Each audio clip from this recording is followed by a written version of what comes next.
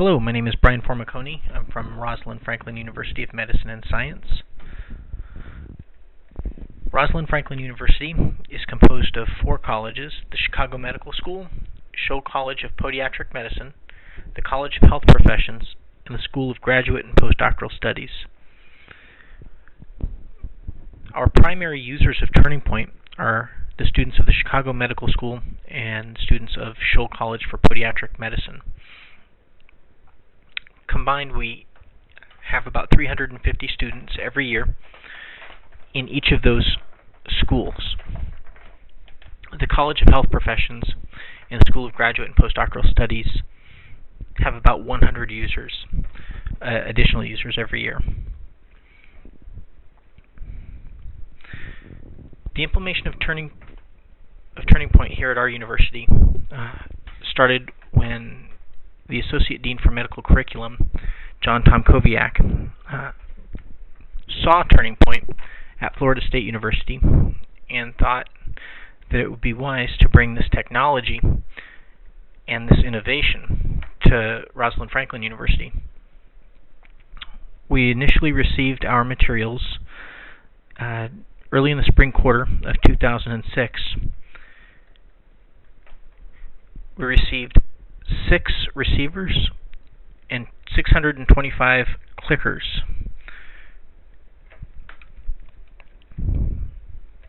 When we first started,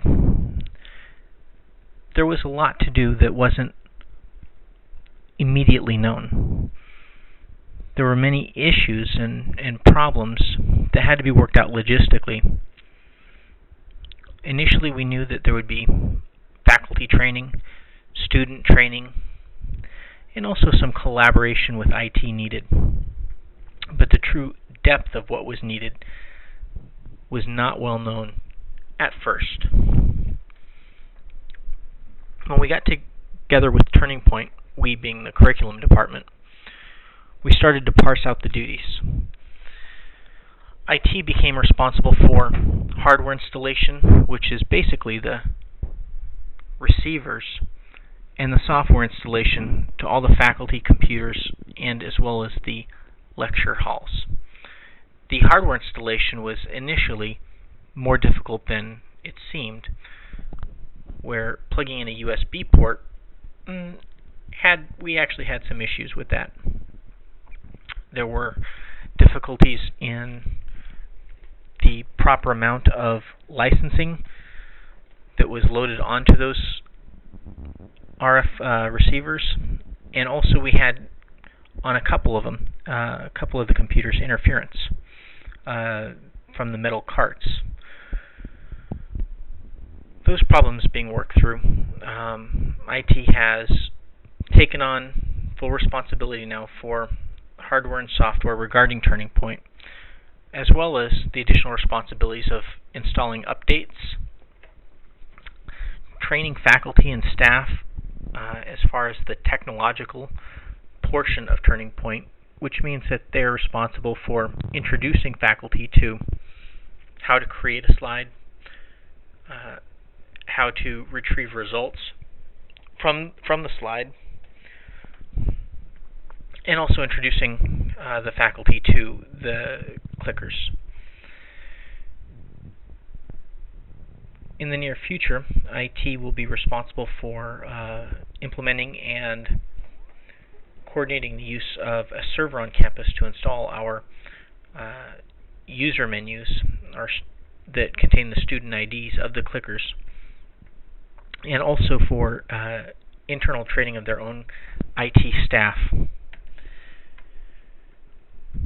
Ongoing responsibilities of the curriculum department are the maintenance and distribution of the clickers, the response devices, training of the students annually, faculty and staff training in pedagogical areas as well as advanced technical uses of TurningPoint, and also faculty development, which includes any questions and follow-up materials that faculty need to successfully enhance their lectures with TurningPoint.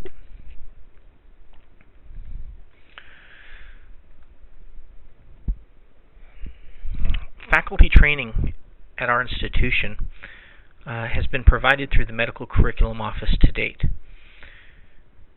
This training consisted of, or still does consist of, 1 hour-long beginner session, which covers basic clicker function, the production of question slides, and some basic pedagogical strategies used to create TurningPoint slides. The 1 hour advanced session covers some intermediate functions of TurningPoint, including the parser, conditional branching, and also maintaining a user list on the computer, as well as some advanced pedagogical strategies in question formulation. We do have one-on-one sessions available for faculty who are not as comfortable with technology, and this has worked very well in making our faculty feel comfortable in using technology on their own terms. Things that went well for us during our training sessions were the amount of time that we allotted to cover the amount of material that we had.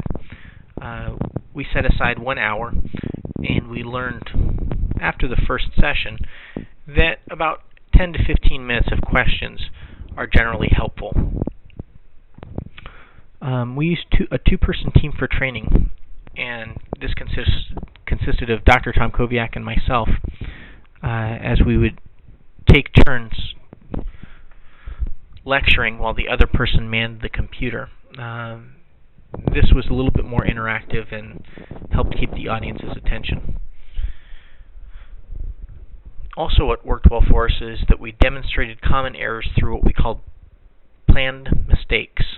And basically what we did was took the most common faculty mistakes that faculty would make in using TurningPoint, and we made those mistakes ourselves and asked the audience what we did wrong. So, for example, one thing that is very common for faculty to do is to start up their presentation in PowerPoint, not starting it up in TurningPoint, and thereby losing the interactive function that TurningPoint provides. When we did this, we did not alert our audience that we were doing this, and then when the clickers wouldn't work, we'd ask them why. The frequency with which we'd have these sessions was basically every other month. Every 2 months, give or take, we would have a beginner and an advanced session, usually 2 days apart.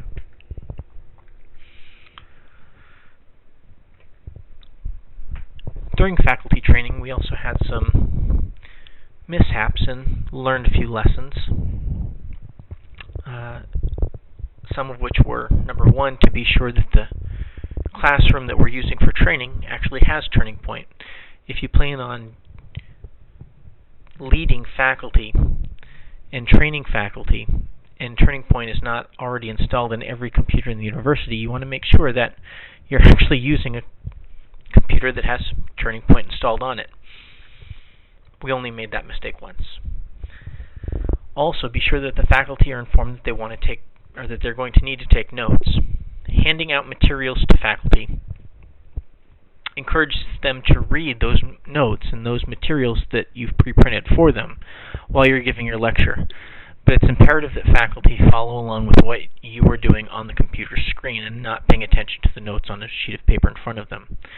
If they're watching the screen and actively taking notes, their retention is greatly improved. Also, leave plenty of time for questions. One of the mistakes that we originally made was leaving only a couple minutes for questions and realizing that with the amount of material that we originally decided to go over, there were about 30 minutes of questions. So make sure that, especially for your first time, you leave ample time for questions.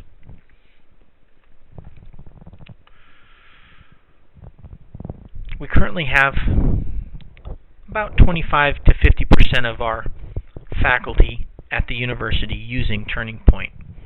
We expect this number to increase with time as TurningPoint plans to integrate Desire to Learn, our information management system, with their software.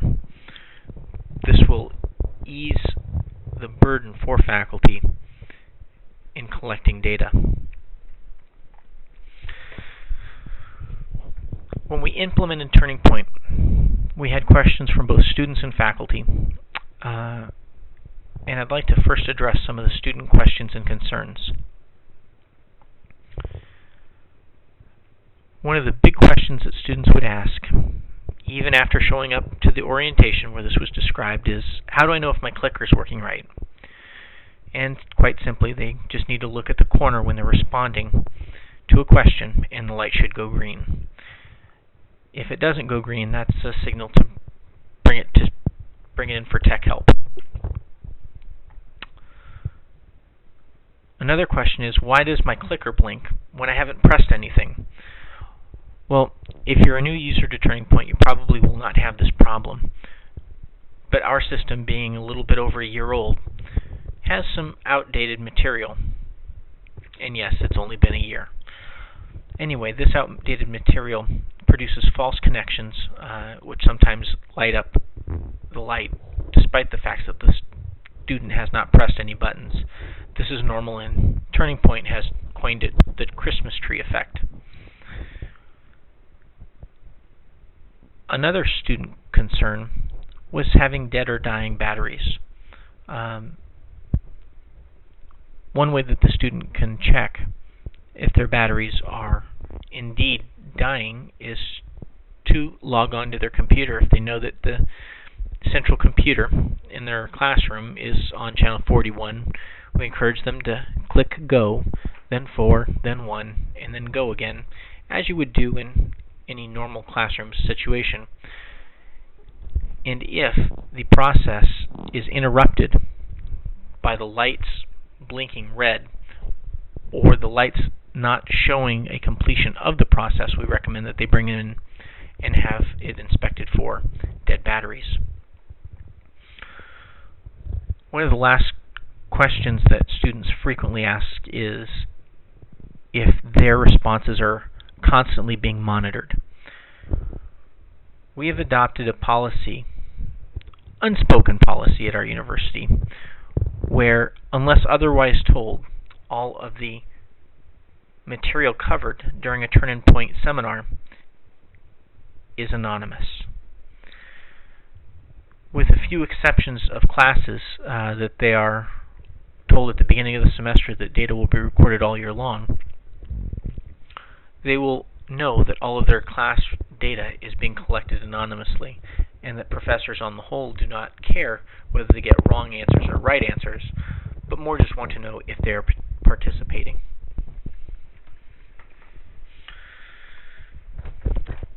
Common faculty questions and mistakes that have been made are of two types: technical mistakes and pedagogical obstacles. Let me first address the technical mistakes that faculty often make.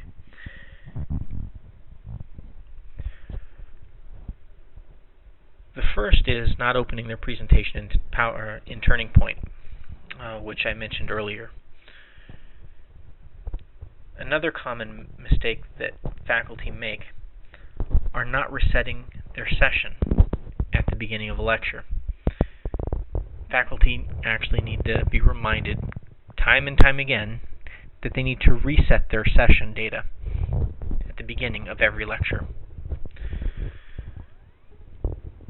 Finally, and somewhat more disturbing, is that some faculty don't create TurningPoint questions in TurningPoint. They'll use PowerPoint, just thinking that they were using an interactive TurningPoint slide. Pedagogical obstacles that have been encountered are asking too many questions, where, for example, a lecturer will ask 20 questions in a row without having very much informational value or follow-up lecture to those questions. Another obstacle is making questions too easy. Oftentimes, when questions are written, novice question writers will make questions with an answer choice of all of the above. invariably this is the correct answer, and students begin to tune out and lose interest as they realize that they aren't really learning anything from these slides. The last pedagogical obstacle that some faculty have yet to overcome is not augmenting their lecture in the face of unexpected responses. If students respond unexpectedly and incorrectly to a question that is asked, it's appropriate to go back and readdress the correct answer to the question and the reasoning for that correct answer. Some faculty are reticent to change their proscripted lecture material and might need some encouragement to go back and spend some time on material that the students have not clearly accepted. Thank you very much for your time.